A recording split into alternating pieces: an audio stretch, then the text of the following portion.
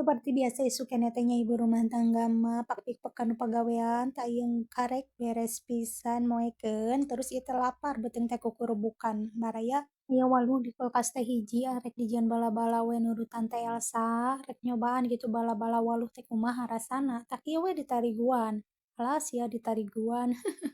Terus we ieu teh dibumbuanna Royco hungkul jeung pedes, terus we urang goreng. Goreng hiji-hiji cenah ipis sugan garing gitu ngarah garing ngarah kriuk-kriuk. Sambat ngagoreng bala-bala eta ucing kabur meuni capek aing ieu geura kudu ngudag-ngudag ucing sieun leungit soalna lamun leungit katanya sieun bapa nenggarang amuk-amukan. Kalabatan naon ieu geura ngudag-ngudag ucing nih haheho has-heshos ieu teh cara rape teuingan Gusti Nu Agung kudu ngudag-ngudag ucing mun bedegong ucing teh. Moho naon nya lamun cicing di imah ieu ucing tah geuningan beunang ucing teh bangor pisan ucing teh. Teu peukin ka poho da nya tadi teh kan keur ngagoreng bala-bala alah sia untung ieu bala-bala henteu tutup. Dasar gara-gara ucing tah ayeuna mah rek ieu we ieu teh sangu nu kamari urang sangrai miasa kukurubukan kitu ngarah wareg jadina teh we disanguan ieu teh bala-balana teh. Ieu baraya urang taruang tah jeung bala-bala waluh geuningan terus tadi teh ieu teh nyambel oge. Geuningan bala-bala waluh teh enak kan pedah henteu garing gitu tapi ye kumaha kabarita teh ieu ku bala-bala waluh.